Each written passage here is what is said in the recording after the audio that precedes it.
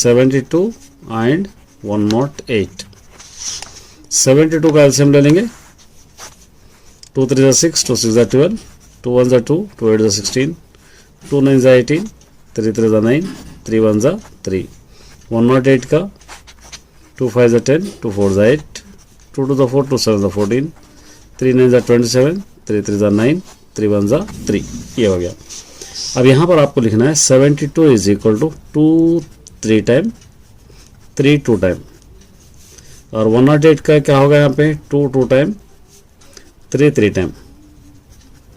अब HCF common क्या होगा देखिए, 2 कॉमन है 2, ये 2 कॉमन है 2, 3 कॉमन है 3, ये भी 3 कॉमन है, मतलब ये 2 2, ये 2 2, ये 3 3, ये 3 3 कॉमन। अब मल्टीप्लाई कीजिए, 2 to the 4, 3 जा 12, 3 जा 36। अब LCM के लिए क्या करना होगा, LCM में आपको ये 36 लेना है, रिमेनिंग जो बच गया वो पूरे आपको लेना पड़ेगा। क्या क्या बच गया, 2 बच गया, 3 बच गया, ये तीनों को अगर आप मल्टीप्लाई करेंगे 216 यहाँ पर आंसर डाल सकते। देखिए ये क्वेश्चन से रिलेटेड एक क्वेश्चन है, आपको होमवर्क के लिए सॉल्व करना है। ये आप होमवर्क अच्छी तरह सॉल्व कर लेना है। ये क्वेश्चंस LCM एंड HCF का ये है, ये भी LCM एंड HCF का है। 16 26 19 5 10 22 3 36 54 ये आपको कर रहा है होमवर्क। 12 15 21 ये हम कर लिए, 17 ये हम लोग सॉल्व कर लिए। इसके अंदर से जो मिस है वो आपको कर लेना है। ये आपके लिए होमवर्क है, समझिए, प्रैक्टिस के लिए। चलिए नेक्स्ट देखिए, एक इंपॉर्टेंट क्वेश्चन है।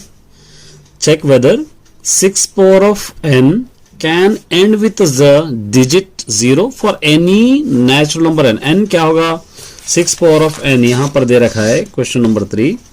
6 power of n, n कोई भी नेचुरल नंबर है, कोई भी मतलब 1 2 3 4 कोई भी नेचुरल नंबर हो सकते हैं। तो n की प्लेस में अगर सब्स्टिट्यूट करेंगे 6 power of 1 is equal to 6 हो रहा है। 6 power of n हटा के 2 रखेंगे, 6 into 6 6 6 36 हो रहा है।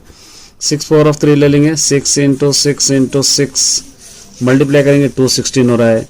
तो इस तरह आप मल्टीप्लाई करते चले जाएंगे तो लास्ट का नंबर 6 आ रहा है, 0 कहीं पर भी नहीं आ रहा है। तो इसलिए क्या करेंगे, 6 power of n is not end of the 0, इस तरह आप इसको लिख सकते हैं। ठीक है, चलिए नेक्स्ट लिखिए।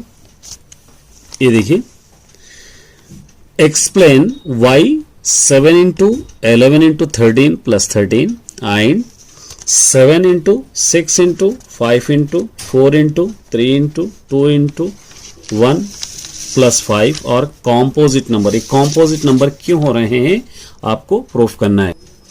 कॉम्पोजिट नंबर क्यों हो रहे हैं, चलिए कॉम्पोजिट नंबर का आपको पता ही है, मोर देन 2 फैक्टर्स जो होंगे कॉम्पोजिट। पहले क्या दे रखा है, 7 into 11 into 13 plus 13 एक दे रखा है, और दूसरे वाला दे रखा है 7 into 6 into 5 into 4 into 3 into 2 into 1 plus 5 दे रखा है। देखिए अब यहां पर कॉमन 13 हम ले सकते हैं, 13 कॉमन ले लेंगे। 13 कॉमन ले लेंगे तो क्या बच जाएगा, 7 into 11 बच जाएगा, ये कॉमन आएगा 1 प्लस 13 कॉमन आएगा 1। ये 13 into 7 11 77 होगा प्लस ये 1।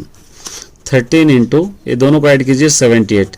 ये ऑलरेडी 2 फैक्टर्स है, सपोज 1 लिख देंगे, कितने फैक्टर्स हो गए, 2 फैक्टर्स हो गए, मतलब मोर देन 2 फैक्टर्स है। मतलब क्या करेंगे, यस इट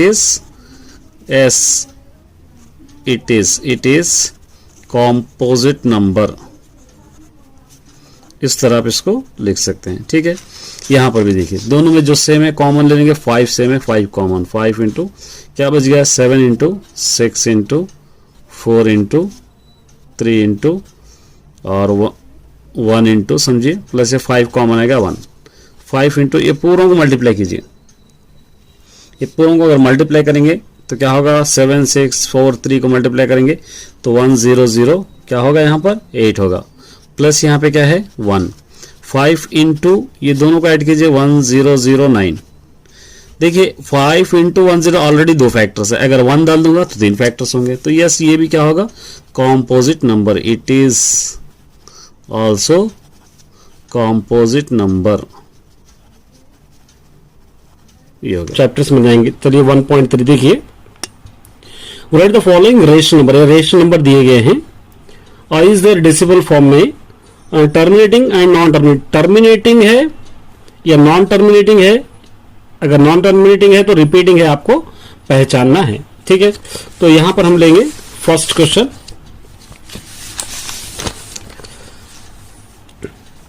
एक्सरसाइज 1.3।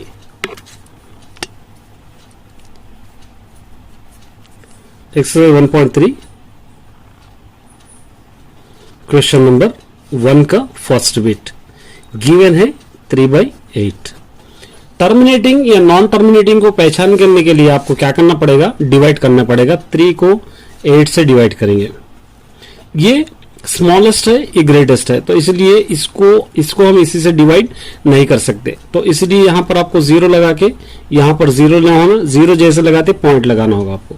अब यहां पर लेंगे 8 3 जा 24, माइनस कीजिए 6, पॉइंट के बाद 0, फिर 8 7 जा 56, यहां पर बच जाएंगे 4, पॉइंट के बाद फिर 0, 8 5 जा 40, ये हो गया 0।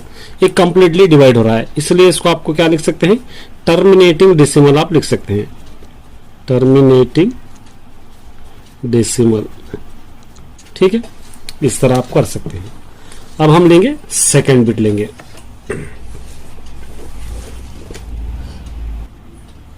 सेकेंड बिट है 229/4। मैंने ऑलरेडी फॉर्मूला लिखाया था, ये आपको अप्लाई होंगे। 2 power of 5 पर टर्मिनेटिंग, ये भी टर्मिनेटिंग, ये नॉन टर्मिनेटिंग होगा लेकिन रिपीटिंग होगा, ये टर्मिनेटिंग होगा, ये टर्मिनेटिंग, ये याद रखना है। तो इसके लिए सबसे पहले आपको ट्रिक याद रखना पड़ेगा, एक थ्योरम याद करना पड़ेगा। इसके लिए पहले क्वेश्चन में लिख लेंगे, क्वेश्चन नंबर 2 का फर्स्ट बिट 13/3125। थ्योरम हमारे पास है 2 power of m into 5 power of n, ये ले लेना है। मतलब डिनोमिनेटर जब भी आप देखेंगे तो आपको 2 या 5 आना चाहिए। इसके अलावा दूसरा अगर 7 आ रहा है तो नॉन टर्मिनेटिंग और रिपीटिंग होगा। अगर बिल्कुल अलग आ रहा है तो वो क्या होगा, नॉट रिपीटिंग नॉन टर्मिनेटिंग होगा। अब इसके लिए आपको 3 1 2 5 को एलसीएम करना होगा। यहाँ से 5 6 जा 30, 5 2 जा 10, 5 5 जा 5 1 जा 5, 5 2 जा 5 5 जा 5 2 जा 10, 5 5 जा 5 5 जा 5 1 जा। ठीक है, तो क्या हो गया यहाँ पे 13/5 power of 5। यहाँ पर देखिए 2 या 5 रहा तो दोनों में से क्या होगा, टर्मिनेटिंग डेसिमल होगा। ये टर्मिनेटिंग डेसिमल, ये 2 होना चाहिए या 5 होना चाहिए। इसलिए एक और बिट देखेंगे, सेकेंड बिट 11/12 है। 12 का एलसीएम ले लेंगे, 2 6 जा 12, 2 3 जा 6, 3 1 जा 3, 11/2 power of 2 इंटू 3 है। देखिए ये 2 power of 2 तो यहाँ पे थ्योरम में है लेकिन 3 नहीं है, तो ये नॉन टर्मिनेटिंग होगा लेकिन साथ ही साथ क्या होगा, रिपीटिंग होगा, क्योंकि यहाँ पर 2 7 आ रहा है। इसको आप रिपीटिंग भी आप कह सकते हैं। थर्ड बिट ले लेंगे 64/455। 455 का एलसीएम आप ले लेना है, 5 9 जा 45, 5 1 जा 5, 13 7 जा 7 1 जा। ठीक है, देखिए 64/5 वन टाइम है, 13 वन टाइम है, 7 भी है यहाँ पर। अब देखिए यहाँ पर क्या होगा, थ्योरम में 5 है, ये 5 तो आ रहा है लेकिन उसके साथ दूसरे आ रहे, तो ये नॉन टर्मिनेटिंग डेसिमल होंगे लेकिन रिपीटिंग होंगे, ये रिपीटिंग होंगे।